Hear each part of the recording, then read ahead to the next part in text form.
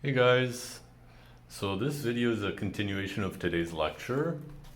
Um, Today my phone died in the middle of class, so let me just try and bring us back up to where we were when my phone died. We were proving this proposition. We had shown that for all natural numbers n, 0 is less than or equal to n. And we also wanted to show that k is less than n plus 1 if and only if k is less than n or k equals n. Okay. So on the first hand, so we had started with supposing that k is less than n plus 1, and we want to show that either k is less than n or k equals n.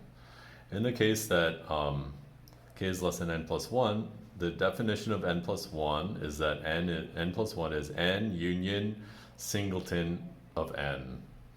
And the definition of less than is k is an element of the thing on the right hand side. Okay, now if I know that k is an element of a union of two sets, it's in one or the other. So in the case that k is in n, well, that's just the definition of k less than n. That's one of the two things we want to show, so we're okay in this case. The other case is that k is an element of the singleton of n. Well, then singleton of n is just a set containing n, so k equals n. And again, we're okay. So in either case, we have either k is less than n or k equals n, and that's one direction of the statement of this proposition. We've shown that if this, then this. Now we need to show the other way. So let's suppose k is less than n, then k is in n, that's the definition of less than. N is a subset of n union singleton of n, so k is an element of n plus 1, so k is less than n plus 1. The other case is that k equals n, and we have to show that k is less than n plus 1. So suppose k equals n, well then n is an element of singleton of n. Okay, so that means that k is in n union singleton of n. In other words, k is an element of n plus 1, or k is less than n plus 1. That's the end. Okay, so now we can continue on from there. Let's see.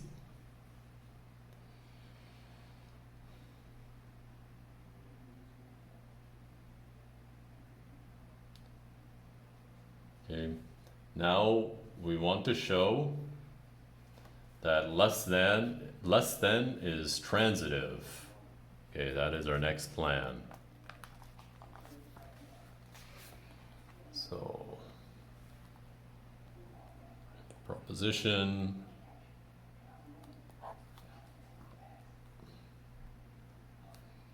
for all n, let's say for all k, n, and m in the natural numbers, if k is less than n and n is less than m, then k is less than m. Okay. Proof. So the idea is to prove this by induction. We have three variables and we need to choose one to do the induction on. We choose the biggest one. I'm not sure if that's the only way to do this, but that is the way we will go with. Okay, so P of n, or P of m, is the statement that for all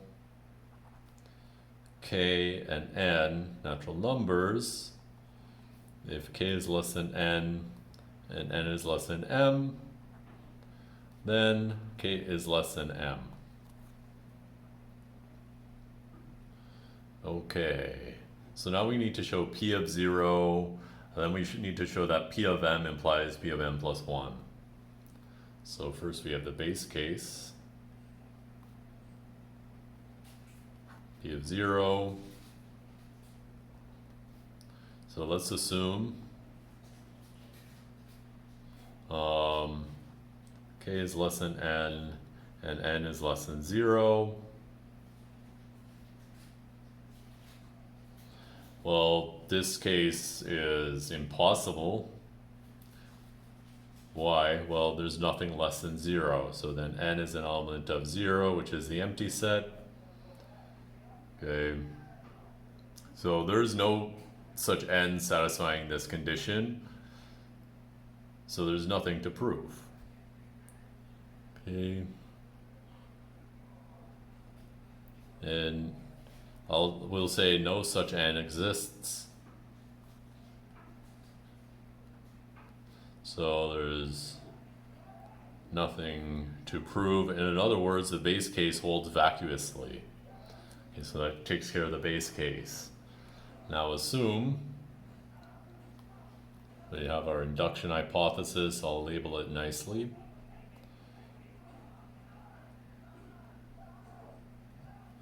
Our induction hypothesis is that assume for all k and n that if k is less than n and n is less than m, then k is less than m.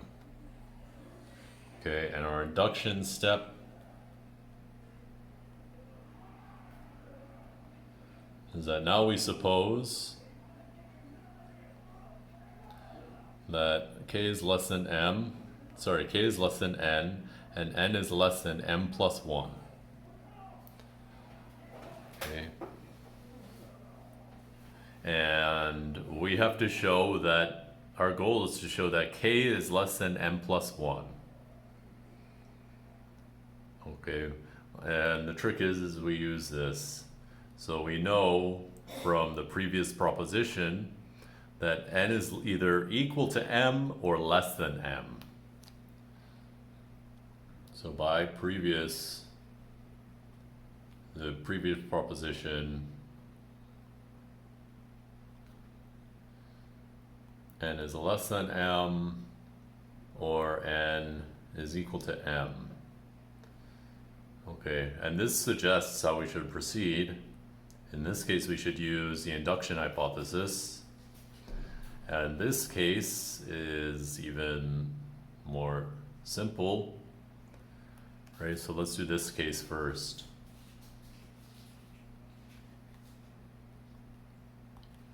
Okay. And why do I say it's simple? Well, it's just to notice that since you're assuming that k is less than n, and since n is equal to m, automatically k is less than m. So we have that k is less than m since n equals m and k is less than n. But we have the previous proposition tells us that k is less than m plus 1 if and only if k is less than m, k equals m. And here we have k is less than m, so k is less than or equal to, so k is less than m plus 1 by the previous proposition. Okay, so in this case we've shown that if k is less than n and n is less than m plus 1, then k is less than m plus 1. Okay, the other case is that n is less than m.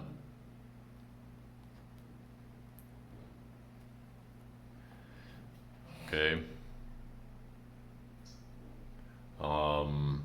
Now, the induction hypothesis tells us that since k is less than n is less than m, we get that k is less than m. So it tells us this statement. Okay. So in this case, we're allowed to conclude that k is less than m. And we just saw that since k is less than m, k is less than n plus 1. That's again by the previous proposition. So we applied the previous proposition to break up into two cases, and in both cases the previous proposition applies again to get us back to our induction step. And in any case, we've shown that k is less than n plus 1, so we've shown p of n plus 1 holds. And by induction,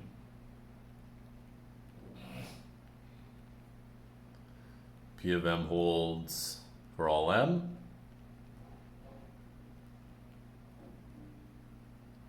And this statement that p of m holds for all m, that is just the statement that less than is a transitive relation. So we can conclude now that less than is transitive.